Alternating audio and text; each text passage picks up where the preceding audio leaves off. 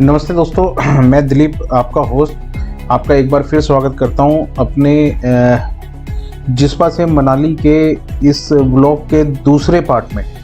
तो जैसा आपने पिछले वाले पार्ट में देखा कि हमने करीबन जिस्पा से लेकर सरचू तक का एक डिस्टेंस कवर किया और ये कवर तकरीबन 85 किलोमीटर का था और जिसमें हमने एक हाइट बारालाचा भी क्रॉस करी।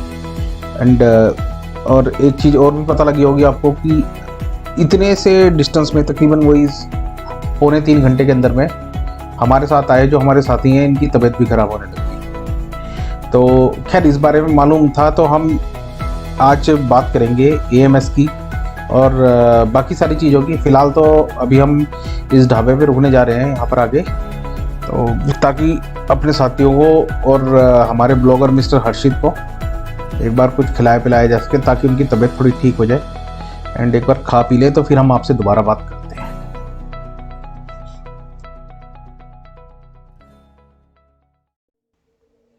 तो दोस्तों हमारा ब्रेकफास्ट थोड़ा बहुत कुछ हो गया है और करीबन आधे घंटे के रेस्ट के बाद में अब यहाँ से निकल रहे हैं। हालांकि हालत में थोड़ा बहुत सुधार है, ज़्यादा सुधार नहीं है, क्योंकि आपको जैसे मालूम है सरचू करीबन 4200 मीटर की हाइट पर है, तो ये एक अच्छी जगह नहीं है ठहरने के लिए।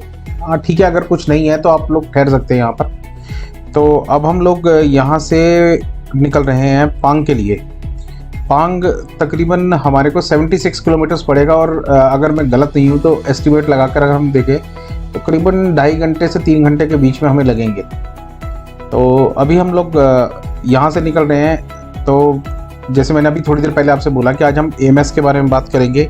आज हम बात करेंगे कि हमें इस रास्ते में क्या खाना चाहिए, पीना चाहिए। तो क्योंकि जो मेरे साथ में है इनका जो एक्चुअल कंडीशंस हैं मैं आपको बताना चाहूँगा, क्योंकि ये भी एक सच्चाई है। इतनी अच्छी जगह बोलते हैं ना, सुंदर जगह के साथ साथ ना कुछ खतरे भी होते हैं, तो खतरे भी यही हैं। अब जैसे आप भी सामने देखिए क्या सुंदर नज़ारा है, मतलब आप इसे वर्ड्स में डिफाइन नहीं कर सकते।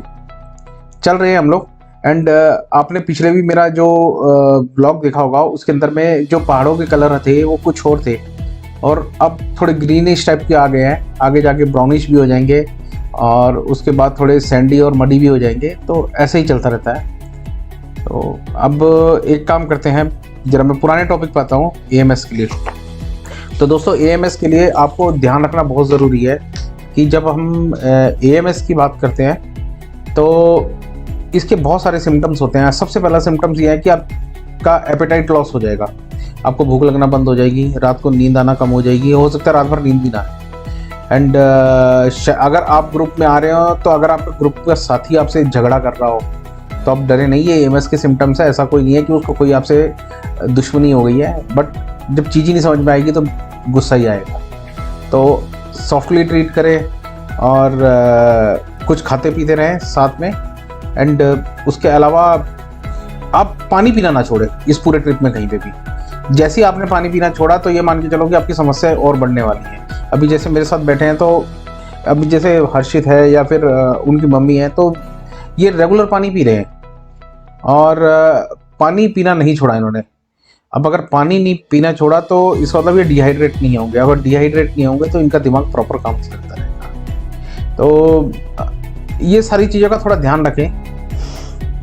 अब हम लोग खाने के ऊपर में आते हैं कि क्या खाना चाहिए। खाना तो सब कुछ चाहिए, लेकिन क्या नहीं खाना चाहिए, जो मेरे अपने एक्सपीरियंस से है वो मैं आपसे शेयर करना चाहूँगा कि कभी भी हाई एल्टीट्यूड्स पे जा रहे हो तो लेस ऑयली फूड खाएं, नमक की मात्रा कम रखें और मैदे से बचें।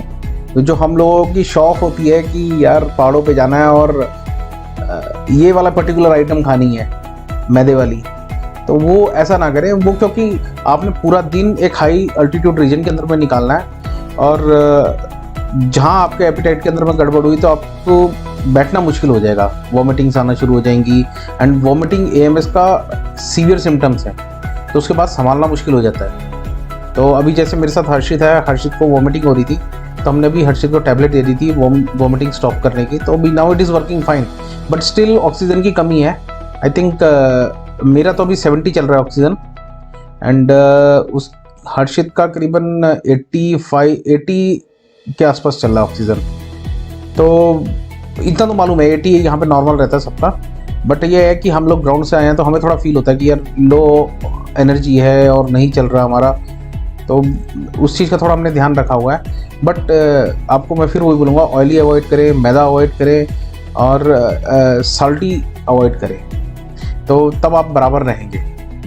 अब जब मैंने अभी लास्ट आपको बताया कि खाना क्या है और AMS के सिम्टम्स क्या हैं, नाउ अब मैं बोलता हूँ कि अगर हम पानी भी पी रहे हैं बार बार, तो आपको एक समस्या और होगी जो शायद अब बाकी हम लोग जो व्लॉग्स दिखाते हैं उनके अंदर में जनरली हम बताते नहीं हैं।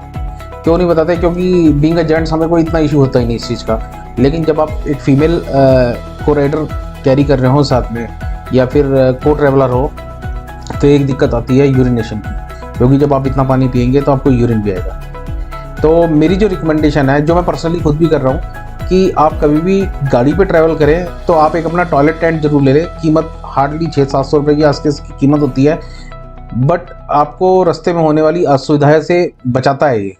आप कहाँ ढूंढते फिरेंगे कि कहाँ जाना है कहाँ नहीं जाना, नहीं मिलता। तो अगर आपके पास अपना टॉयलेट टेंट रहेगा तो it will be easy for your female traveller. Otherwise ये आपके लिए एक अलग चैलेंज हो जाता है दूसरा। तो आप ये भी चीज़ साथ में रखें। उसके अलावा अब हम जब ये ट्रैवल करते हैं तो दवाइयाँ भी साथ में रखें। जो आपको आपकी रेगुलर टेबलेट यूज़ करनी है वो आप रखिए साथ में। और उसके अलावा आपको रखना चाहिए कपूर। ये देसी नुस्खा है, बट मेरे को मालूम नहीं काम करता नहीं करता कि कपूर रख के सूंघने से ये ऑक्सीजन लेवल बढ़ती नहीं बढ़ती। मतलब I am not sure about this, but रखी हुई है। पीपल यूज टू से कि नहीं यार आप सूंघ लो तो it will give you relief in the lack of oxygen, but अभी तक देखा तो नहीं है मैंने। एंड उसके अलावा मैं ऑक्सीजन कैन रख कर आया था, 4 कैन लेकर आया था। तो अभी ये बारी बारी सब लोग कैन से एक डीप ब्रीथ ले रहे हैं। एंड ये प्रॉपर काम करता है अगर आपने एक बार काम किया तो चलता रहता है। ये आ गए हमारे टूटे हुए रास्ते। तो पांग तक के रास्ते के बीच में ये हमारे पास टूटे हुए रास्ते आएंगे बीच में। तो अभी आप देख ही रहे होंगे मेरे साथ साथ कि किस तरीके से मैं निकाल रहा हूँ, कि अगर जहाँ पे भी आपको डाउट लगे कि कोई दूसरी गाड़ी आ रही है तो पहले उसे जाने दें, फिर आप आराम से निकलें। क्योंकि यहाँ पे कोई भी एडवेंचर मिस एडवेंचर कब बन जाए आपको मालूम।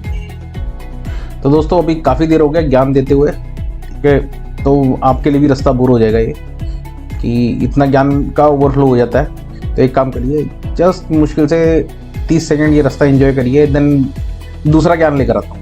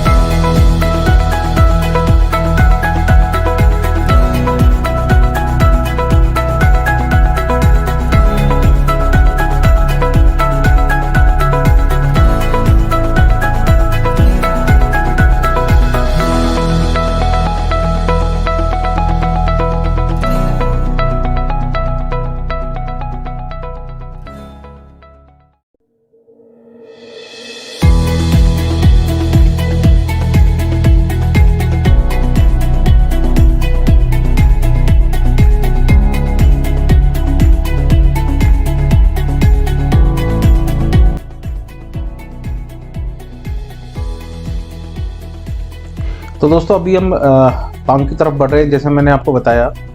एंड ये रोड ना स्ट्रेचनिंग में है, मतलब पहले तो टूटा हुआ होता था, अब टूटा के साथ साथ में छोटा करने की कोशिश करी जा रही है। तो रास्ते की हालत कुछ ज़्यादा अच्छी नहीं है। एंड मेरे को लगता है कि अभी जिस सीज़न में मैं चल रहा हूँ यहाँ पर अभी की टाइम में बारिश नहीं हुई है, तो it is very good to run, कोई दिक्कत नहीं है।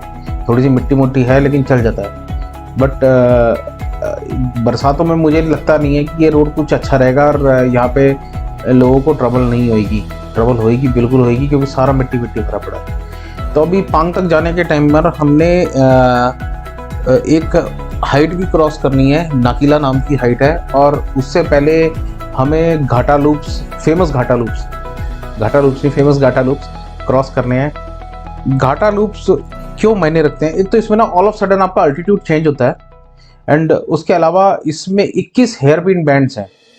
तो हमारे सुनने वाले उन दोस्तों को अच्छी तरीके से मालूम होगा जब मैं बात करूंगा जो ऑटोमोबाइल में है, कि इसके अंदर में जो स्पीड रहती है, जब टर्न लेते हैं आप लोग, करीबन 10 के आसपास की स्पीड रहती है, और वो 10 की स्पीड पर आपको टर्न लेना है। और अगर जिसका हाइड्रोलिक स्टीयरिंग है तो ऑटोमोबाइल वाले persons they will understand very well कि उस टाइम में मैक्सिमम एफिशिएंसी निकलती है आपके पावर स्टीयरिंग की। तो अगर आपका स्टीयरिंग अच्छा ना हो, लीकेज हो, पाइप में लीकेज हो रही हो, तो आप ये मान के चलिए फेलियर के चांसेस बढ़ जाएंगे। उसके अलावा सडन आपका हाइट गेन होता है तो तबीयत तो खराब होगी आपकी। और उसके अलावा इंजन पे भी बहुत लोड पड़ता है। अगर आप चढ़ रहे हैं तो चढ़ने का अलग लोड है, और अगर आप उतर रहे हैं तो उसके अलावा ब्रेक पे भी लोड ज़्यादा पड़ता है, क्योंकि आप बार बार ब्रेक मारेंगे या फिर बार बार इंजन के साथ इंगेज करके आप गाड़ी को नीचे उतारेंगे, तो ये ऐसे ही रहता है ये। तो इसमें थोड़ा ना एक्सपर्टीज चाहिए आदमी की चलाने की। ये नहीं कि आप, अगर मैं बोलता हूँ कि आपने प्लेन में चलाई है जी, मैं तो लेह में भी चला लूँगा, रोड बहुत चौड़े हैं, ऐसा नहीं है। हर जगह का टेरेन डिफरेंट है और चलाने की प्रैक्टिस बिल्कुल ही डिफरेंट है। अब जब आप इधर चलाने लगोगे तो तब आपको समझ में आएगा, नहीं यार ये तो बिल्कुल ऑल टुगेदर डिफरेंट है। अच्छा, कई लोगों को मिसकंसेप्शन भी होते हैं ये कि मैंने स्पीति में चला लिया है तो लद्दाख विल भी ओके, ऐसा नहीं है। जो स्पीति में चला लिया वो स्पीति चला सकता है, ठीक है, लेकिन उसका लद्दाख के लिए एक डिफरेंट तरीका है। और जो लद्दाख में चलाया है, ऐसा नहीं है कि वो स्पीति में भी सही तरीके से चला ले। तो दोनों अलग ही हैं, कभी ओवर कॉन्फिडेंस में ना आए, और यहाँ पे रास्तों को रिस्पेक्ट करें, और ऑफकोर्स रास्ते भी आपकी रिस्पेक्ट करेंगे। उसके अलावा जब हम जाएंगे रास्ते में, कुछ जगह में मेरे हिसाब से अभी टूटी हुई रोड्स और बाकी हैं, तो दूसरी आने वाली गाड़ियों को देखें और उसके हिसाब से निकलें। तो अभी आप ये लो जी, ये आ ही गया सामने, ये मेरे लिए एक नया एडवेंचर हो जाएगा। वो देखिए, वो सामने देखिए गाड़ी कहाँ से आ रही है, एंड देखते कैसे निकालते हैं हम गाड़ी। लेकिन यहाँ तो बहुत गहरे खड्डे हैं मेरे राइट हैंड साइड में, आपको शायद दिख रहा होगा। कैसे करें, उतर के जाएं? नहीं, एक मिनट वेट करते हैं, कौन सी गाड़ी कहीं से आ रही है। सामने से एक गाड़ी आ रही है, लेट अस सी वो किधर से आती है, फिर हम उधर से निकालेंगे। जैसे मैंने पहले बताया था कि जब आपको डाउट हो तो वेट करें, गाड़ी को निकलने दे, समझे कहाँ से निकल रही है, then we will move out. अब अगर मैं इधर से निकल जाता तो यहाँ तो मेरे को लगता है ट्रक के टायर के निशान बने हुए हैं, तो हम नहीं निकल पाते। तो अब हमने इधर से सही जगह से ले लिए, हाँ करेक्ट। तो ये मेरा कहना यही था कि हम हमेशा ना वेट करें जब आपको डाउट हो जाए। और देखिए कंडीशन क्या हुई, विंडशील्ड क्या हो गई, मिट्टी हो गई, वाइपर मारना पड़ेगा। हाँ अभी बैठ गया, नाउ वी कैन मूव। तो ये सारी चीज़ें हैं जो आपको प्रैक्टिस के साथ में या फिर एक्सपीरियंसेस के साथ में आती हैं। आप अकेले इन सारी चीज़ों पे हाथ नहीं डाल सकते। अभी अगर मैं दूसरी जगह चला जाता तो अभी शायद मैं बीच में फंस जाता। एंड आप देखिए यहाँ पे आसपास कोई है भी। और इन चीज़ों का सारा खास ध्यान रखें, सब्र से चलें, क्योंकि ये जो रास्ते हैं लेह के, ये आपको ना पेशेंस सिखाते हैं। अगर जरा सा भी पेशेंस इधर उधर हुआ और आप गए, दोबारा ट्राई कोई नहीं है इसके अंदर। देखिए अभी पहाड़ों के स्ट्रक्चर देखिए, आपको बड़ी मज़ेदार चीज़ दिखाता हूँ मैं। इस जगह पे बारिशें नहीं होती, या तो बर्फ़ पड़ती है या हवा चलती है। तो अभी जितने पहाड़ों पे ये निशान बने हुए हैं ना, जैसे मिट्टी बह बह के नीचे आई हो, ऐसा नहीं है। वो हवा से सॉइल इरोजन होता है। यहाँ पे हवा की स्पीड इतनी तेज़ होती है कि मिट्टी रहती ही नहीं है। अभी आप देखिए ये सामने गाड़ी आ रही है, तो हमने अपनी गाड़ी साइड लगा ली है ताकि उनको रास्ता मिल जाए। तो अब एक बार रास्ता मिल जाए तो फिर हम उसके बाद निकलेंगे।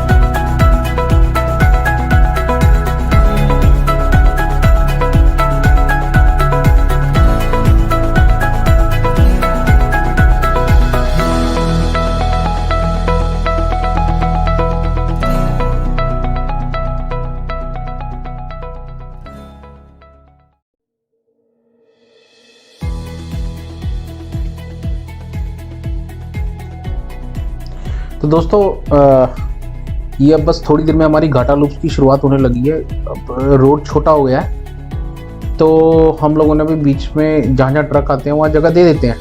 तो ये शुरुआत हो गई है हमारे घाटा लूप्स की। तो हम चढ़ेंगे, एक मिनट।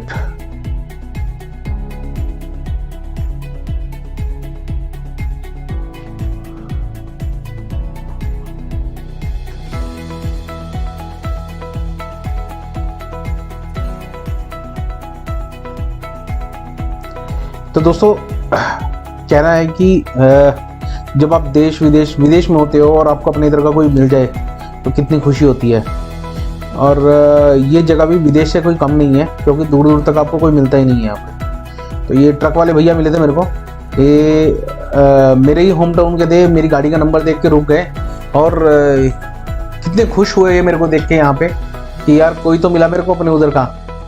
तो अपनेपन का एक एहसास होता है। हालांकि मैं इनको जानता नहीं और ये मेरे को जानते नहीं, बस एक गाड़ी का नंबर देखा और देख के रुक गए कि नहीं ये मेरे एरिया की गाड़ी आ रही है यहाँ पर। तो साहब ये देखिए अब हालत ऐसी ही रहेगी आने वाले टाइम तक। तो हम लोग अभी अपनी गाड़ी लगा के दूसरे को जगह दे रहे हैं। पहले निकल जाएं लोग, फिर हम निकलेंगे, आराम से चढ़ेंगे ऊपर। तो देखिए थोड़ा टफ हो जाता है, लेकिन हाँ सूझबूझ से निकल जाता है, इतना बड़ा कोई इशू नहीं होता। तो आपने देखा होगा मेरे को भी मैं मोस्टली टाइम सबको जगह दे देता हूँ, क्योंकि मुझे ऐसा लगता है कि मेरे 2 या 3 सेकंड लेट और यहाँ से 10 सेकंड लेट होने में क्या फ़र्क पड़ेगा, बट सेफ चलना ज़्यादा ज़रूरी है। तो ये रोड देखिए, पांग के रोड शुरू हो गए हैं, सॉरी ये घाटा लूप्स के रोड शुरू हो गए हैं। तो इस रोड में हेयर पिन बैंड्स आएंगे, अभी आपको नज़र आएगा, और ये ऐसे ही रहेगा आगे रोड ऊपर तक। साइडों में दीवार बनाई हुई है इन्होंने, मेरे लेफ्ट हैंड साइड में देखिए आप, क्योंकि ये सारे के सारे भुरभुरे पहाड़ है, ये ऊपर से नीचे आते रहते हैं। अभी देखिए टर्न किस टाइप का टर्न है, एकदम शार्प यू टर्न। तो जो मैं अभी बात कर रहा था कि 10 की स्पीड से या 10 की कम सी स्पीड पर आपको स्टीयरिंग का यूज़ करना है, तो आपके पावर स्टीयरिंग का फुल यूटिलाइजेशन होता है। तो जब भी आए तो अपना पावर स्टीयरिंग पूरा चेक कर आए। ऑयल अगर कम है तो उसे टॉपअप करवाएं और बीच में 1-2 बार चेक करते रहें। ऐसे ही चलता रहेगा ये। अब मैं आपको थोड़ा ऐसे ही चलते हैं, मैं म्यूज़िक के साथ मैं आपको दिखाऊंगा। अभी शायद आप लोगों ने कहानी सुनी होगी घाटा लूप के भूत की। भूत तो नहीं है, बट कोई बोले दंत कथा की तरह एक पुरानी कथा है और लोग बिलीव करते हैं। तो ठीक है, अगर बिलीव है तो अच्छी बात है। मतलब अगर कुछ पॉजिटिव के लिए बिलीव है तो मेरे को ऐसा लगता है करना चाहिए, कोई फ़र्क नहीं पड़ता। समथिंग शुड बी देयर जो आपको एक पॉजिटिव एनर्जी दे। तो ये भी उनमें से एक है। लोग बोलते हैं कि अगर एक घाटा लूप के अंदर में आपने उधर एक पानी की बोतल दे दी, जो एक पर्टिकुलर एक एरिया बनाया हुआ है जिसे घाटा लूप की भूत की जगह बोलते हैं, तो आपकी पूरी यात्रा के अंदर में कहीं भी कोई मिसहैप नहीं करेंगे। तो ठीक है, पॉजिटिव एनर्जी लेने के लिए कुछ भी कर रहे हैं, ठीक है, वो देना चाहिए। तो अभी आपको मैं दिखाता हूँ वहाँ पर। तो यहाँ से करीबन पांग 21-22 किलोमीटर दूर है, क्या है कुछ, मेरे को ऐसा ही लग रहा है। अभी एक और आएगा बोट, लेट अस सी। तो हम पहुँचेंगे अभी। आप मीनवाइल म्यूज़िक का मज़ा उठाइए एंड मैं आपसे तब मिलता हूँ जब वो लास्ट हेयर पिन बैंड आने वाला होगा, या फिर वो बोलते हैं कि भूत वाला एरिया। तो मैं आपको दिखाता हूँ ऊपर।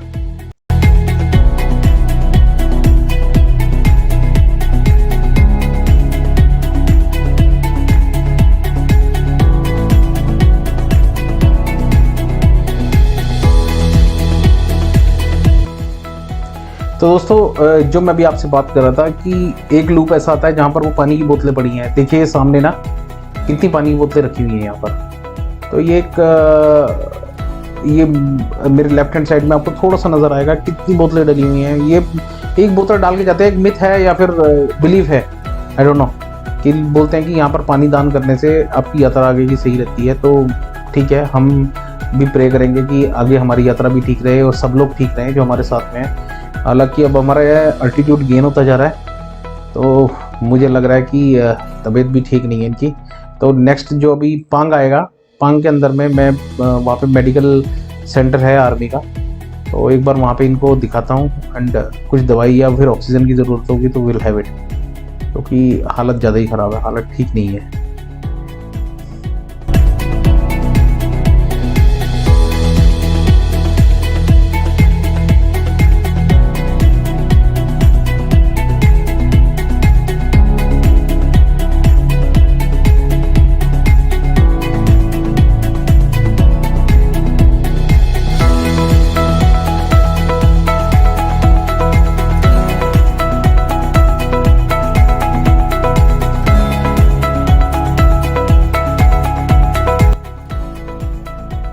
दोस्तों हमने घाटा लूप तो सक्सेसफुली क्रॉस कर लिया है बिना किसी इशू के।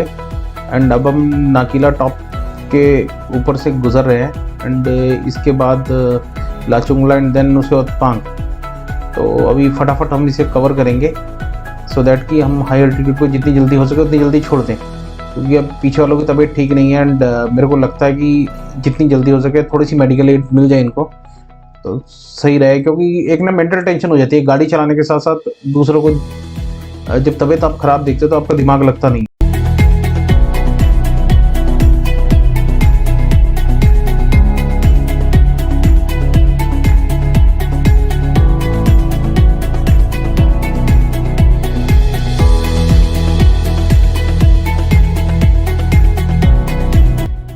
तो दोस्तों अब हम लाचुंगला से भी क्रॉस कर गए हैं। अब यहाँ से सिर्फ पांग मेरे ख्याल से थोड़ी सी दूरी रह गया होगा। तो अब हम पहुँचते हैं, क्योंकि काफ़ी देर होगी हमें चलते हुए। एंड देखते हैं कितनी देर और लगेगी, क्योंकि उसके बाद सिर्फ प्लेन ग्राउंड आ जाएगा, लेकिन वो भी एक हायर अल्टीट्यूड। तो दोस्तों ये देखिए, पांग जाते हुए कुछ ऐसे कंजेस्टेड रोड भी आते हैं। एंड यहाँ पर एक्सपीरियंस आपको डिसीजन लेने पड़ते हैं कि आप निकल पाओगे नहीं निकल पाओगे। सामने वाली गाड़ी का देखिए, the same thing is happening with me also. तो निकल तो जाएंगे इजीली, कोई दिक्कत नहीं है, बट घबराना नहीं होता है ऐसी जगह पे। तसल्लीपूर्वक डिसीजन लेना है कि गाड़ी कैसे निकालना, तो निकल जाएगी। अब देखिए, तो ये निकल गए हम लोग, वैसे कोई दिक्कत नहीं है। तो ध्यान रखें, हॉर्न बजाए हर मोड़ पे और सब्र से चलते रहे।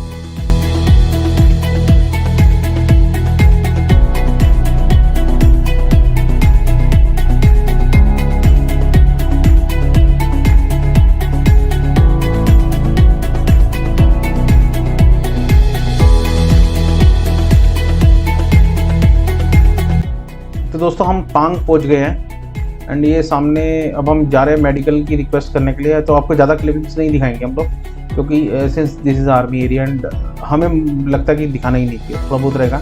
But we will talk to them, क्योंकि अभी इनकी ये हालत नहीं है कि ये पैदल चलकर अंदर तक जा सके कैंप में। तो आई विल रिक्वेस्ट देम, अगर कुछ होता है ठीक है, नहीं तो otherwise we will go by walk on.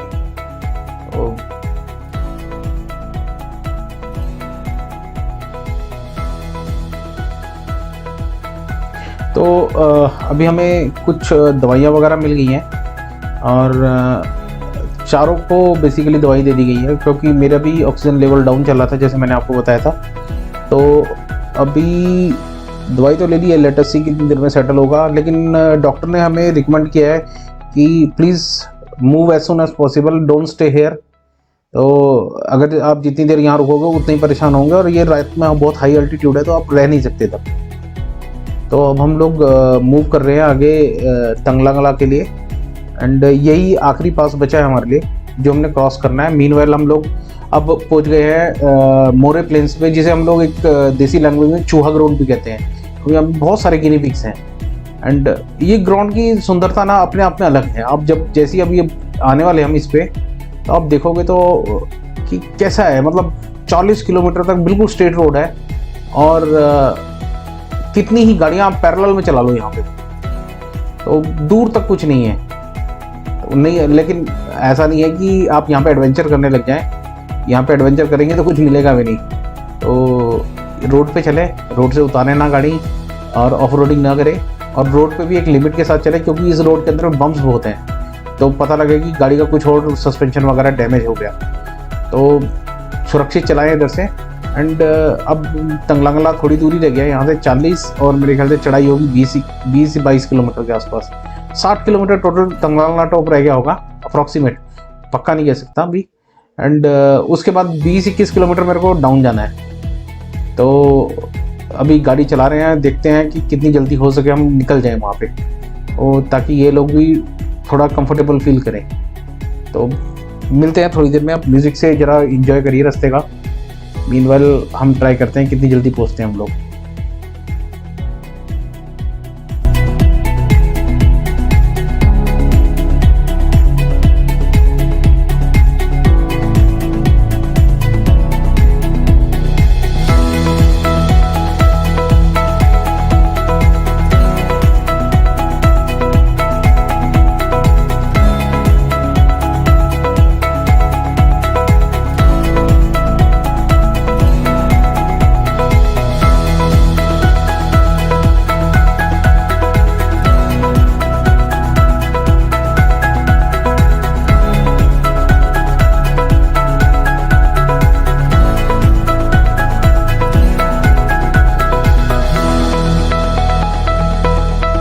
दोस्तों अब आपको एक अपडेट देना चाहूँगा कि हम लोग तंगलांगला क्रॉस करके, उपसी क्रॉस करके अब लेह के अंदर में एंटर हो गए हैं, अपने होटल की तरफ जा रहे हैं। एंड रात के तकरीबन 10 बज चुके हैं।